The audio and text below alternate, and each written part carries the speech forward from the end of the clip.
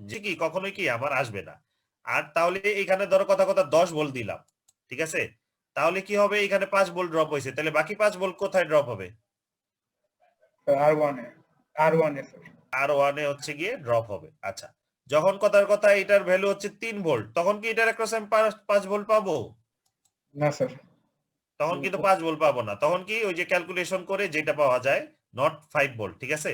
সুতরাং আমরা বলতে পারি কি, আমার ভি ইনপুট সোর্স যদি 10 ভোল্টের উপরে, সরি 5 ভোল্টের উপরে চলে যায়, তাহলে এখানে যাই ড্রপ হোক না কেন সেটা কি ম্যাক্সিমাম 5 ভোল্ট, আর বাকি পুরো অংশ কি আমার এই আর ওয়ান এর অ্যাক্রসে হচ্ছে ড্রপ হবে।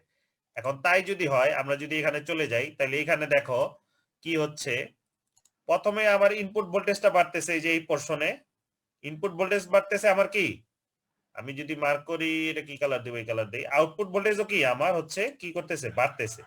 কিন্তু যেই মুহূর্তে ইনপুট ভোল্টেজ আমার 5 ভোল্ট হচ্ছে গিয়ে পার হয়ে গেল, আমার কি জেনার ডায়োড কি 5 ভোল্টের বেশি কি ফলো করতে পারবে? তখন কি সে হচ্ছে এই 5 ভোল্টটা হচ্ছে ধরে রাখবে, তাই না? তাহলে কি সে একটা কি রেগুলেটর হিসেবে কাজ করলো না? এবং দেখো নেগেটিভ পোর্শনে কি কোনো আছে, কোনো, দেখো নেগেটিভ পোর্শনে কিন্তু কোনো ভ্যালু নাই, এটা কিন্তু -5 ভোল্ট পর্যন্ত যাবে না, তাই না? কারণ আমার কি একদিকে যাবে হচ্ছে 5 ভোল্টের পর্যন্ত, আর ওই সাইডে কি অ্যারাউন্ড 0 ভোল্টের মধ্যে থাকবে, ঠিক আছে। তাহলে কি এটার মধ্যে দিয়ে একটা রেগুলেশন হলো না? আচ্ছা, যেমন ধরো এই যে আমরা তো হচ্ছে গিয়ে এই আমাদের বাসার পাওয়ার কি এসি না ডিসি? হ্যাঁ, এসি। এসি, ঠিক আছে, কিন্তু আমরা যে ল্যাপটপ ট্যাপটপ এগুলি চালাই, এটার ভিতরে যে ব্যাটারিটা ওগুলি কি সব ডিসি না? জি স্যার। জি স্যার। হ্যাঁ, এবং ইউএসবি যে কানেকশন আছে সেটা কি 5 ভোল্টে অপারেট করে না? জি স্যার। এখন তুমি এই 5 ভোল্টের ইউএসবি তে ধরো 10-12 ভোল্ট দিয়ে দিলে ইউএসবি পোর্টটা আমার নষ্ট হয়ে যাবে না? আচ্ছা, তার মানে কি তোমার এরকম একটা ডিভাইস দরকার যেটা কি আমার 5 ভোল্ট হচ্ছে দেয়, ফিক্সড 5 ভোল্ট, তাই না? একটু বাড়লে কমলে কি আমার ইউএসবিটা নষ্ট হয়ে যেতে পারে। কিন্তু এখন কি এই 5 ভোল্টে চালানোর জন্য কি 5 ভোল্টের ব্যাটারি নিয়ে নিয়ে ঘুরবো প্রতি ইউএসবি পোর্ট চালানোর জন্য?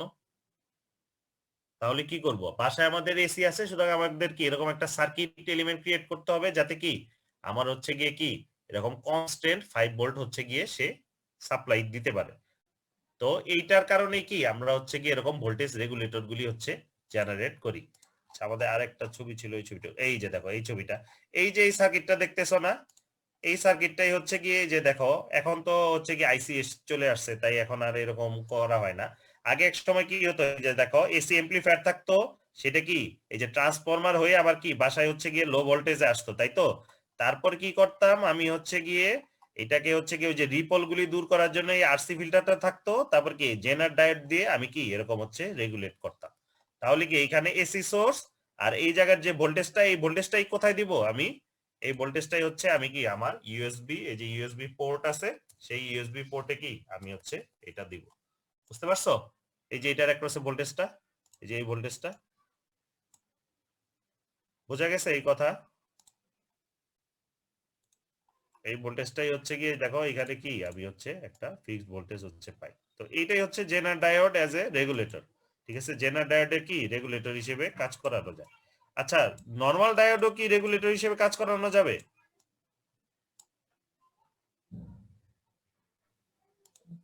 কি মনে হয়? 0.7 ভোল্ট। হ্যাঁ, তো 0.7 ভোল্টের রেগুলেটর হিসেবে কাজ করবে। ও অত ছোট ভোল্টেজ দিয়ে কি আমরা কোনো কিছু করি, কোনো সার্কিটকে অপারেট করে আমাদের? না স্যার। তাহলে কি ওইটা দিয়ে কি আমাদের কোনো ইউজ নাই অ্যাকচুয়ালি। বুঝতে পারছো? আচ্ছা, এই হচ্ছে গিয়ে কথা। তো আশা করি আইডিয়াটা ক্লিয়ার হয়েছে। আচ্ছা, এখন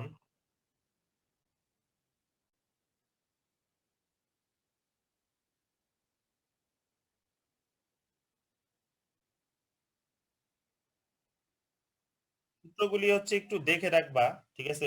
প্রবাবলি সূত্র খুব একটা দেওয়া হবে না। হ্যাঁ, ধরো ইনপুট আউটপুট দিলাম, এটা হয়তো ডিজাইন করতে বলতে হইতে পারে। যেমন হচ্ছে গিয়ে, যেমন কথা হচ্ছে এখানে আমরা ক্লিপার ক্ল্যাম্পারে চলে আসি, ঠিক আছে। এই যে ক্লিপার ক্ল্যাম্পার সার্কিট আছে, ঠিক আছে, ইনপুট আর আউটপুটটা দিয়ে দিলাম, তাহলে সেখান থেকে তোমরা এই সার্কিট ডিজাইন করতে পারবো না? ওরকম হয়তো কোনো সূত্র টুত্র লাগবে না।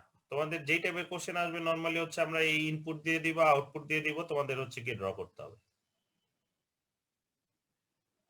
স্যার জেনারেট ডায়োডের ভোল্টেজটা তো স্যার আগে থেকে ফিক্সড করা থাকে না স্যার, মানে এক একটা ডায়োডের ভোল্টেজ এক রকম হবে না জেনারেট ডায়োডের? জেনারেট ওইটা হচ্ছে ক্যারেক্টারিস্টিক্স ভোল্টেজ, ঠিক আছে? ও হচ্ছে গিয়ে ওই এত ভোল্টেজের অ্যাক্রসে হচ্ছে গিয়ে অপারেট করে, ঠিক আছে? ওইটা হচ্ছে তার যখন ওই যে প্রপার্টি হচ্ছে ফিক্সড করে দেয়, তো এটা কেউ ফিক্সড করে না। যখন হচ্ছে গিয়ে ডায়োডটা বানানো হয় তখনই কি তার প্রপার্টি থাকে না, একটা ম্যাটেরিয়ালের তো প্রপার্টি থাকে, ঠিক না?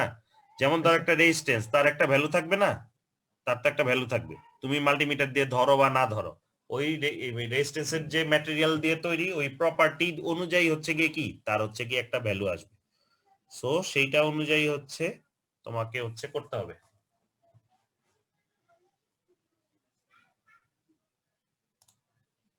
আচ্ছা, এরপরে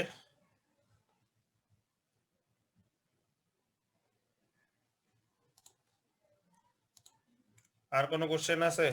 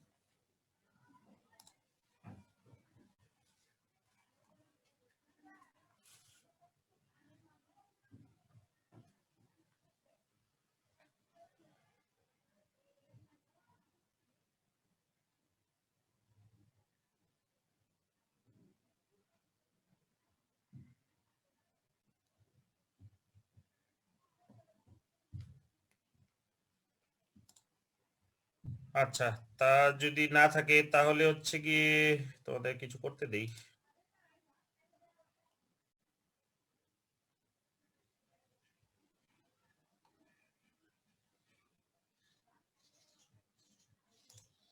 আচ্ছা, এইটা করো তো।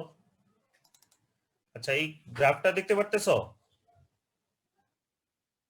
আচ্ছা, এরকম একটা সার্কিট বানাও তো, যেটার হচ্ছে গিয়ে ইনপুটটা হচ্ছে গিয়ে যে এখানে যা ইনপুট আছে সেটাই, এই যে 12 ভোল্ট, আর আউটপুটে হচ্ছে গিয়ে আবার এরকম কিছু হবে। এই যে পজিটিভ সাইকেলের জন্য হচ্ছে এরকম গ্রাউন্ডে হবে, ঠিক আছে, অ্যারাউন্ড 0 ভোল্ট পজিটিভ সাইকেলের জন্য, আর নেগেটিভ সাইকেলের জন্য আসবে আমার হচ্ছে -3 ভোল্ট। বুঝতে পারছো? হ্যাঁ, যে কোনো একটা ধরো, তোমার ইচ্ছা। ঠিক আছে, পজিটিভ সাইকেলে আউটপুট আসবে 0 বা অ্যারাউন্ড 0, যেটা কাছাকাছি আনতে পারো, আর নেগেটিভের জন্য আউটপুট আসবে -3, আর ইনপুটটা হইতাছে +-12, ঠিক আছে? মানে একটা সাইনোসয়েডাল সিগন্যাল যেটার অ্যামপ্লিটিউড হচ্ছে 12। না, ওইটা করো করো, যারা আগে করবা তাদের চেক করে হচ্ছে মার্কস দেব। তা করো।